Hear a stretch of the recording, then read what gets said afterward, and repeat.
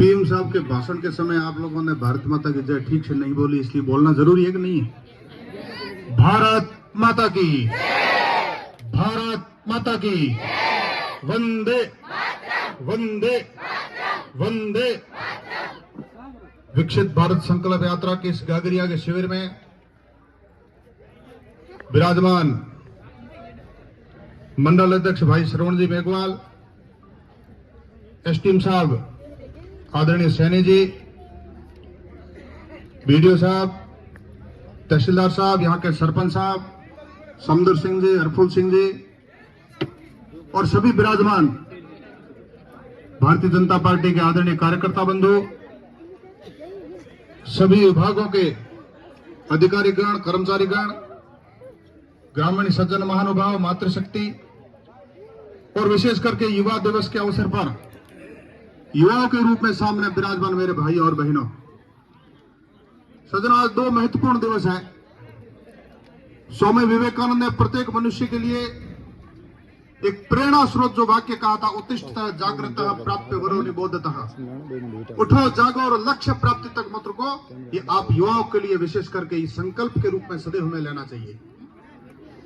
आपने जीवन में पढ़ने लिखने का जो लक्ष्य लिया है, पढ़ लिख करके अच्छे अधिकारी बने, संस्कारित होकर अच्छे व्यक्ति बने, अच्छे भारत के नागरिक बने, ये आपका अगर लक्ष्य है तो निश्चित रूप से आज 12 जनवरी जो हमारा युवा दिवस है, और स्वामी विवेकानंद ने देश में उस समय चल रही सभी आडंबर, अंधविश्वास और भ्रांतियों को समाप्त करके देश को प्रगति के पथ पर चलने के लिए ऐसे कहा था कि मेरे जैसे 100 नौजवान युवा चाहिए तो मैं देश की दशा और दिशा बदल दूंगा। ये आज ही कहा था, अब आज जन्म जिनका हुआ था उस महापुरुष ने कहा था।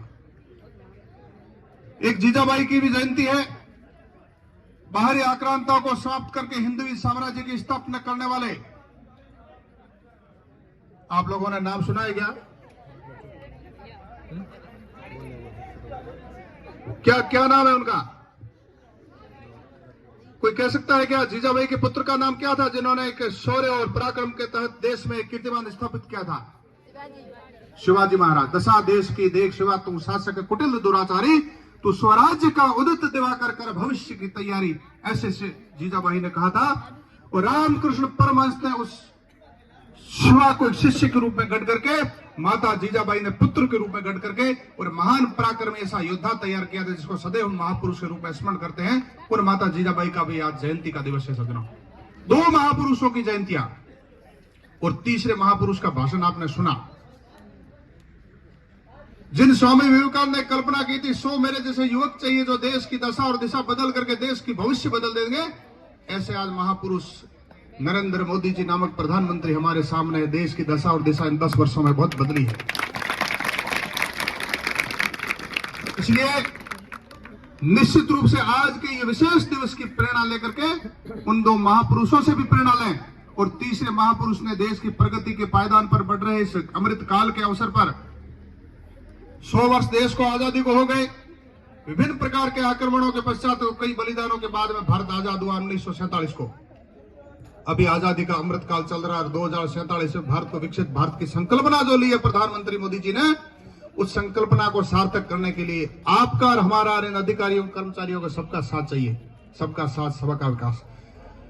कदम निरंतर चलते जिनके श्रम जिनका अविराम है, विजय सुनिश्चित होती जिनकी घोषित यह परिणाम है। यह संकल्प जो विकसित भारत का है, ये आप और हम लेकर के 2047 में एक ऐसे भारत को हम एक समूचे विश्व के सामने स्थापित करें जिसकी कल्पना हमारे महापुरुषों ने की थी। वैभवशाली भारत, एक भारत, देश भारत, अखंड भारत, मेरा संकल्प विकसित भारत। विभिन्न प्रकार की जो योजना है, चाहे अंत्योदय योजना है, पीएम आवास योजना है, किसान निधि योजना, चाहे ये जितनी प्रकार की योजना है, उन सब योजनाओं में प्रत्येक गांव कर बैठा अंतिम छोर का व्यक्ति गरीब लाभान्वित हो, मातृशक्ति लाभान्वित हो, बच्चियां लाभान्वित हो, बालक लाभान्वित हो, ग्रामीण सज्जन लाभान्वित हो, और भारत का बच्चा बच्चा चप्पे चप्पे में वो लाभान्वित हो, और देश की प्रगति के लिए कंधे से कंधा बढ़ा करके और निश्चित रूप से विकसित भारत कैसे हुई है संकल्प सार्थक करने के लिए कैंप लग रहे हैं, शिविर लग रहे हैं। अभी कुछ सज्जन आए एप्लीकेशन लेकर के, मैंने हाथों हाथ एसडीएम साहब को, बीडीओ साहब को,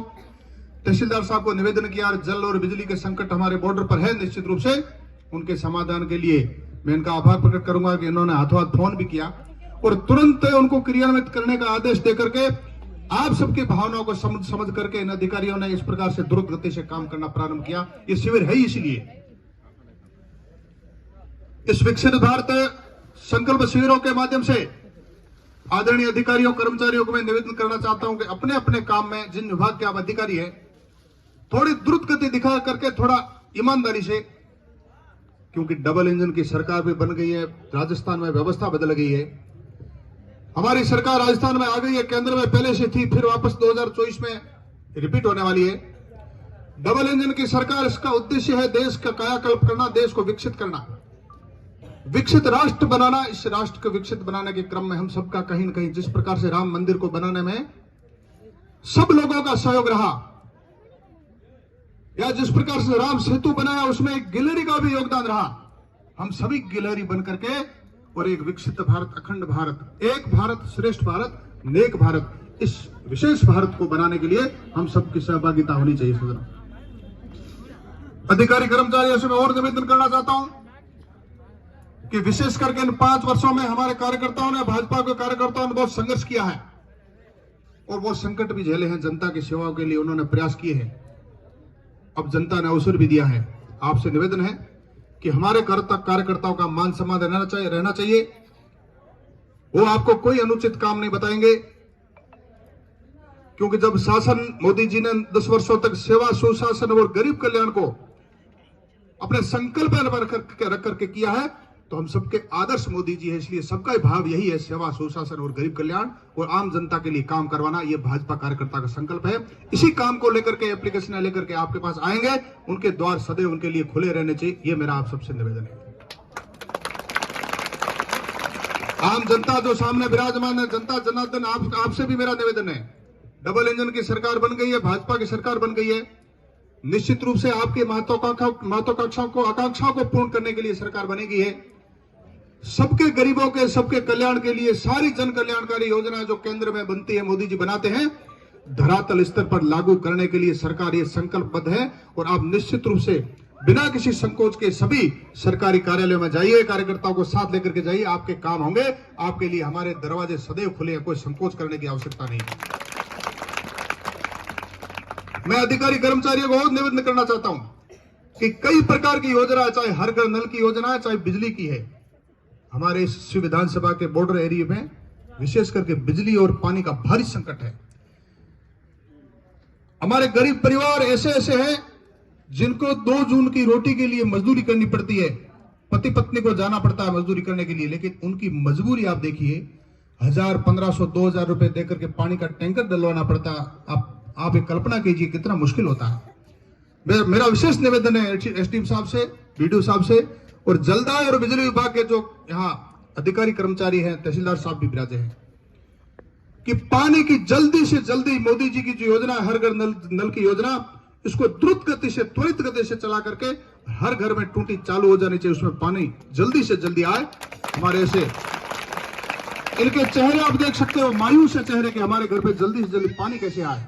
बिजली का बार बार संकट रहता है, इनकी समस्या का समाधान आप विशेष करके करें, ऐसा मेरा निवेदन है।